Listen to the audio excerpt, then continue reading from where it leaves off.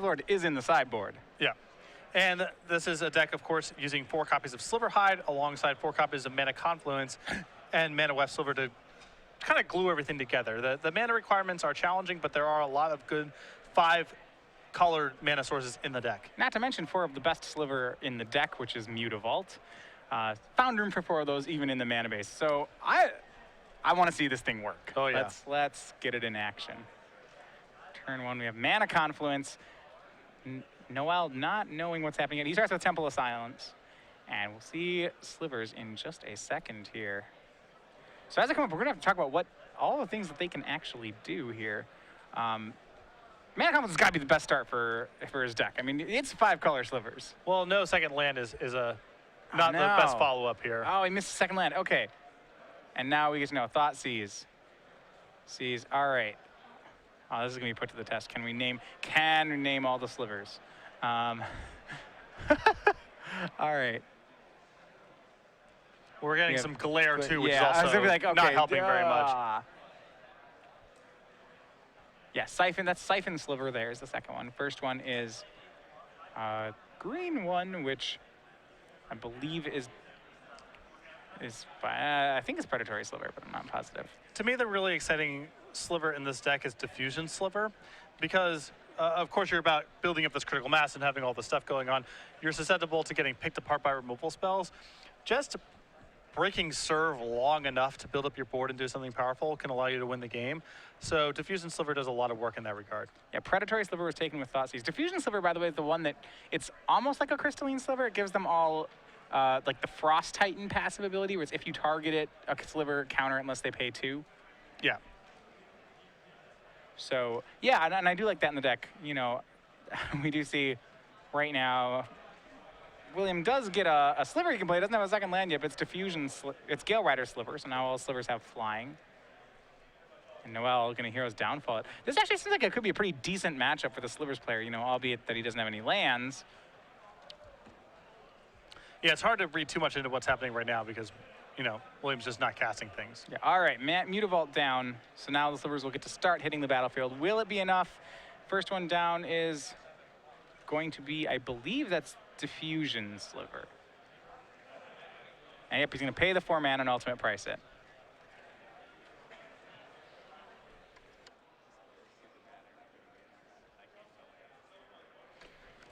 All right, 5th land for Noel, and it looks like he's going to have he has Blood Baron and Obsidat of his own in his hand, along with Elspeth, so he may just be able to clean up this board.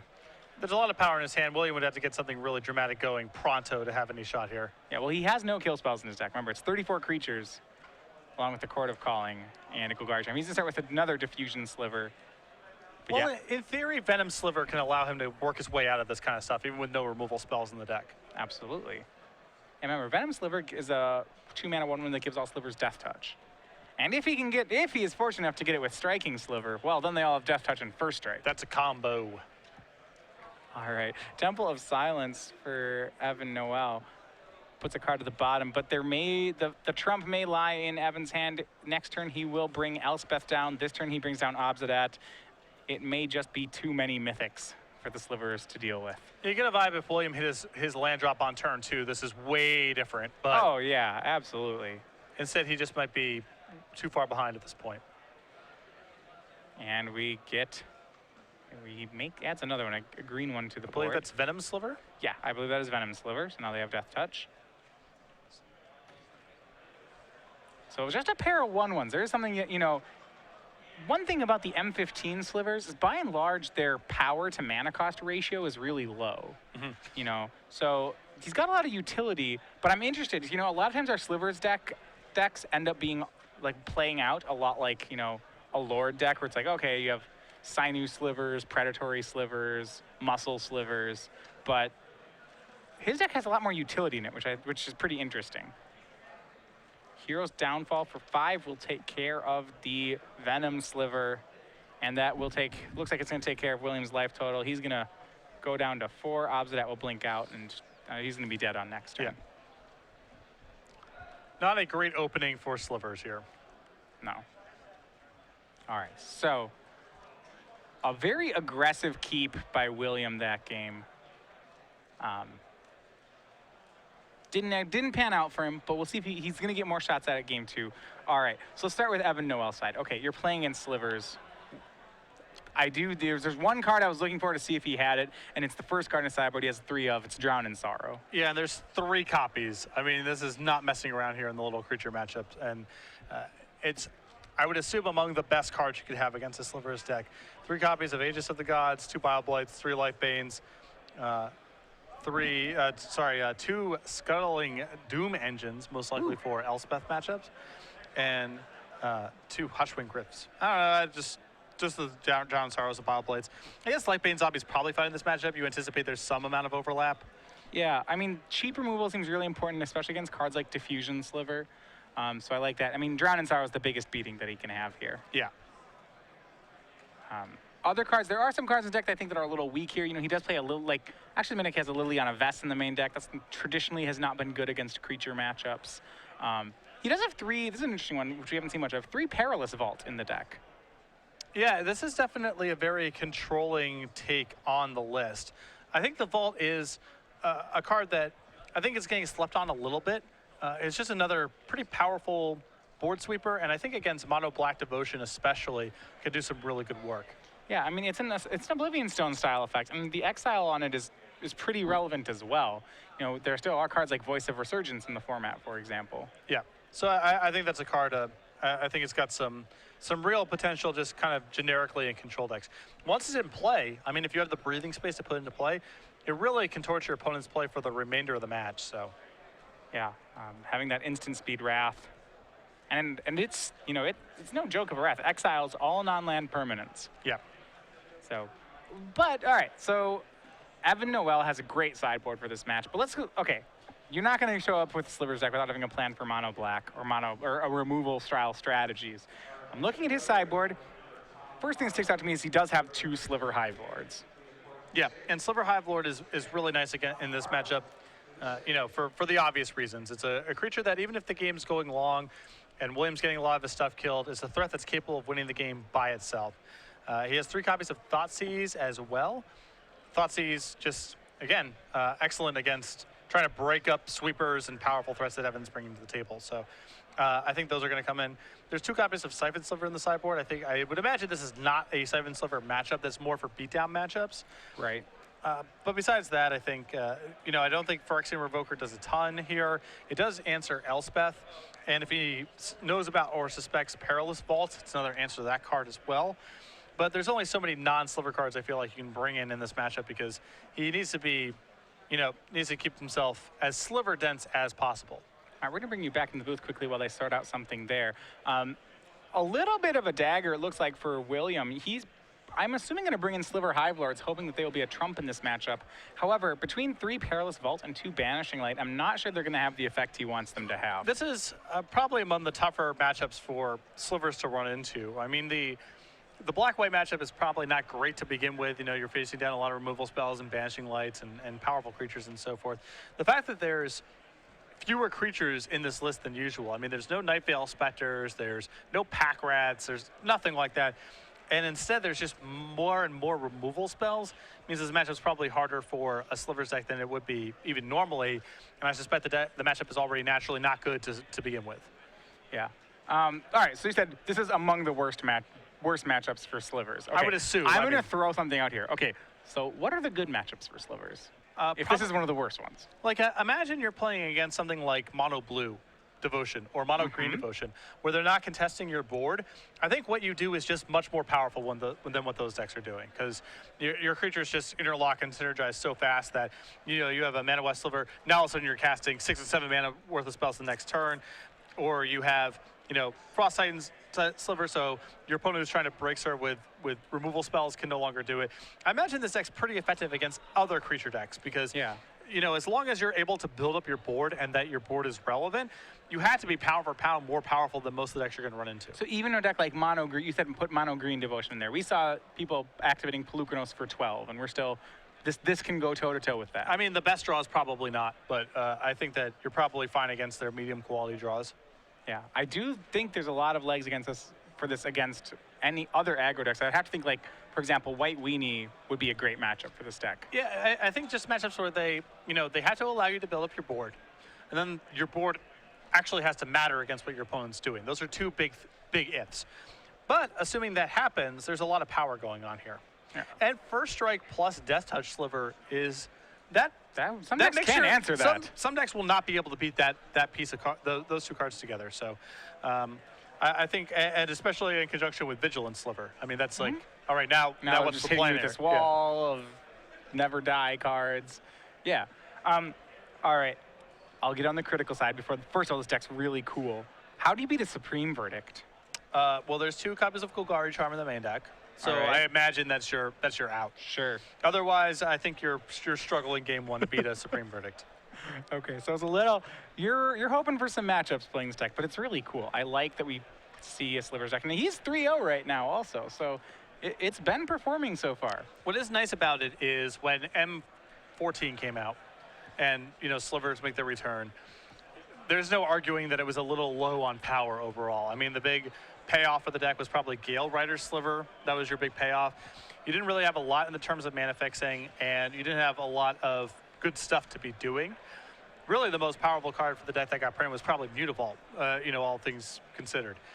With M15, now there's a lot going on here. You have your 4 copies of Sliver Hive alongside 4 copies of Mana Confluence.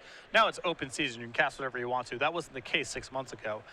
And Sliver Hive Lord, to me, feels like a powerful dimension to have in your deck. Maybe you want it in the sideboard instead of the main deck. That's the decision that Williams made here.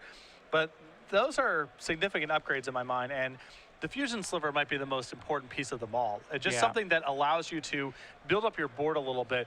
I can imagine a pre-M15 sort of curve of Slivers where it goes, I play something, gets killed. I play something, gets killed. I play something, my opponent plays Desecration Demon. All right, well, what I have left over is not going to be Desecration Demon, I lose. It's really easy to imagine that curve. When you have Diffusion Sliver, instead of your opponent going, kill your Sliver on turn 2, they're going, okay, your turn. And then the next turn you get to play some more Slivers, and your opponent next turn says, okay, it's your turn again. And now you actually get to get the ball rolling a little bit. Crystalline Sliver, for those of you if you know your Sliver history, he's a blue-white 2/2 that gives your guys Shroud, your all-Sliver Shroud, has been, I think, historically among one of the best Slivers. Mainly because when you're playing the strategy, which is all about making lots of creatures and needing them all to stay alive, a protection ability for them is really important. Yeah, for sure. These decks are all critical mass decks. And historically, they've been susceptible to just spot removal spells, picking apart the relevant pieces, and leaving someone with the leftovers, essentially. And when you have access to something like Diffusion Sliver or Crystalline Sliver, that's less likely to be the case. You are going to be able to build up your board. All right, so a little bit of an update on the match. Evan's going to get to be on the play here. There was a deck register error for Evan Noel, so William Pagan gets game 2. So we're actually going to rejoin the match at game 3. Now, the rules of this do work that because Evan, quote unquote, lost game 2, he does get to be on the play for game 3. Yeah. And of course, that's significant for William. Of course, picking up a free win is always important. But in a matchup where you're playing against 3 Drown in Sorrows post-board, it's hard for me to imagine William winning 2 games in a row under normal circumstances. So this is a big one. Yeah, I was going to say, this post-board matchup seems real bad for him.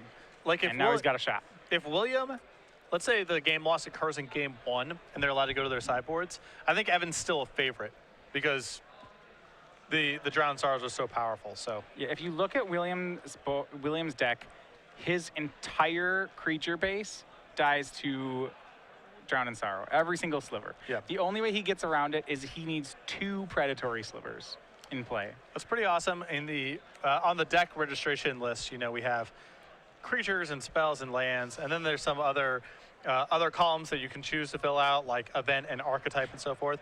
William, for his Slivers list, the archetype he's listed here is Mutavault Enhancement. I saw that too. I was like, oh man. Pretty awesome. This deck is good at making Mutavault more powerful, that's for sure. I said that's probably the best Sliver in the deck. Yeah, and we've argued for a long time, what's the best Mutavault deck? Is it Mono Blue Devotion? Is it Mono Black Devotion? Is it Mono Red Beatdown? It's probably Slivers. Probably. Actually, it's actually probably Slivers. This deck can do a lot of crazy stuff with a Mutavault. when you activate Mutavault, instead of being that, instead he's like a 3/3 flying first strike death touch, that's better. Yeah. No, Mutavault's really powerful and aggressive decks. It's really powerful. It's really powerful in attrition decks as well because it's a land and then a blocker or something to kill your opponent with. But I would say Slivers is doing more to enhance Mutavault than those decks are. Tribal decks are very strong with it. Well, there's some collateral damage to Mutavault's ability. For example, you can eye gouge a Mutavault. Yes. There's all sorts of bad things. I'm waiting to see that happen. I haven't seen that happen yet in one of our open series, but I want to see someone eye gouge a Mutavault. Yeah. Just, how bad would you feel if that play happened? You'd be like, really? Huh. I don't know. My opponent wanted to beat Mutavault and he beat it. I don't feel really that bad about that kind of stuff, you know. Well, no, I mean, presumably he wanted to beat X1s, and then he just happens to beat Mutavaults too. That'd be sweet. And also, there's so many one-toughness. There's a lot of one-toughness creatures in this deck, so yeah. Eye Gouge, oddly enough. If I had him in my board, I'd board them in. Good against Cyclopses, but also good against Slivers. Yeah. So 34 Slivers.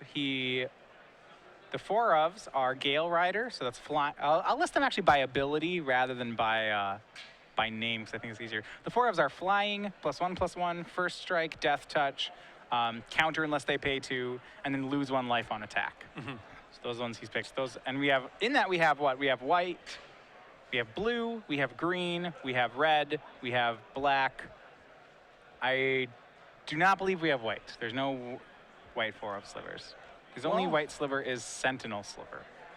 And the Hive Lord in the sideboard. And the Hive Lord in the sideboard.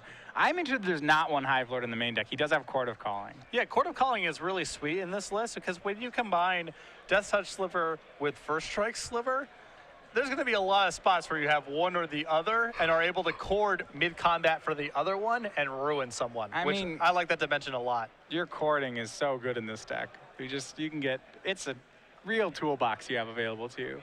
Yeah. Or, you know, even something like end of turn, go get Leeching Sliver or Predatory Sliver, and now the clock's a lot different. Mm-hmm.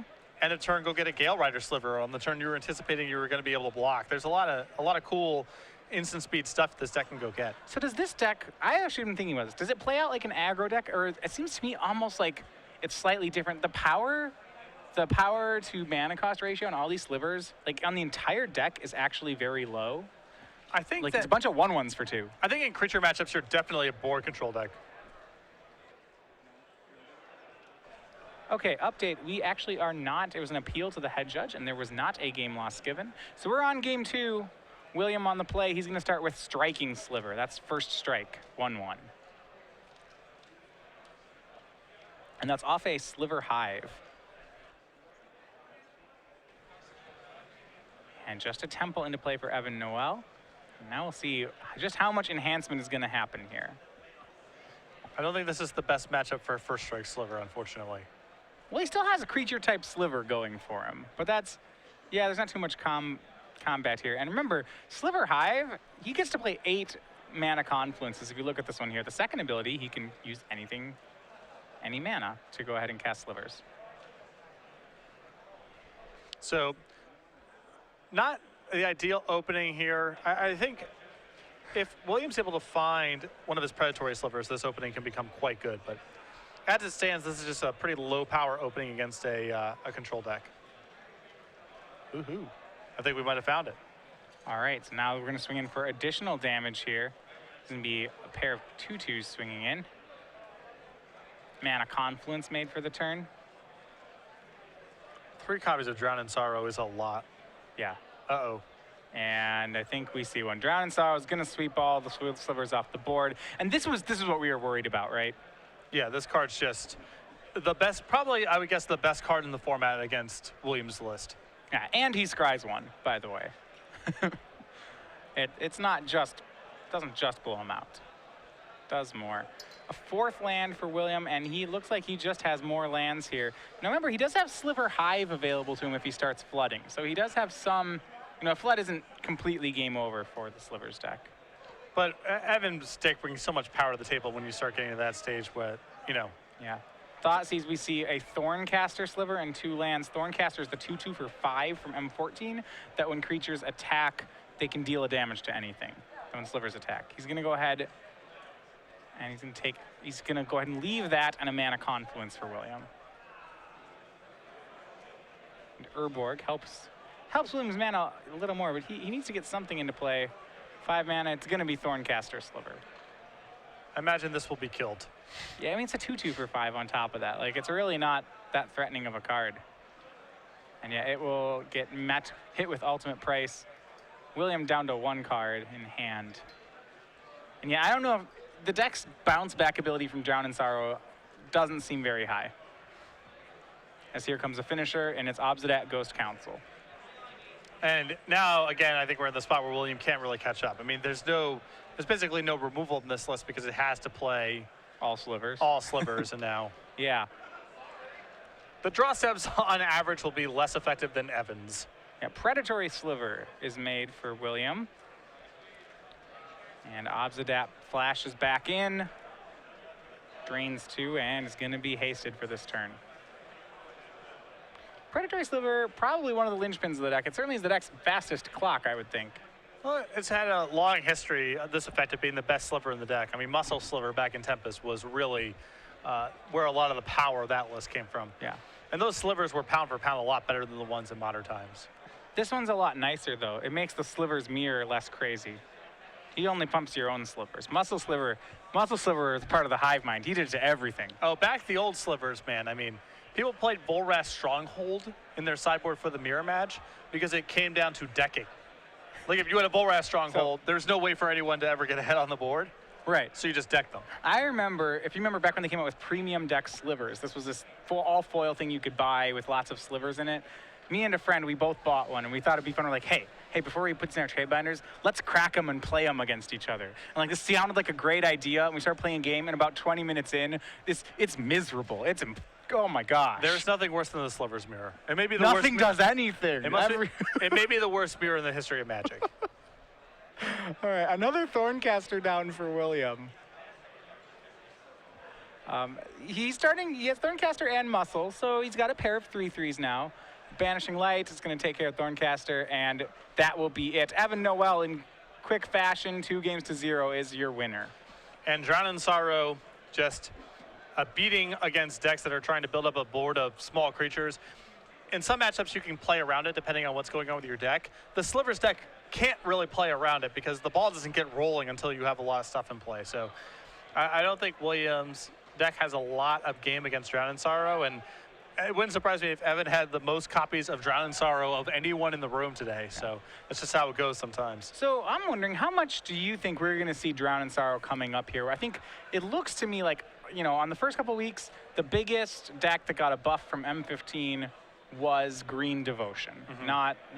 Slivers too. Slivers, you know.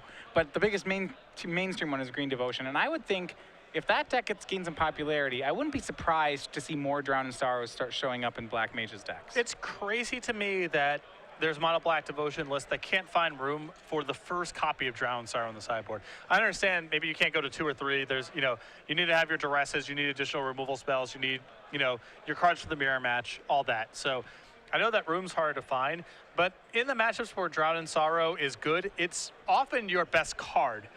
And there's a lot of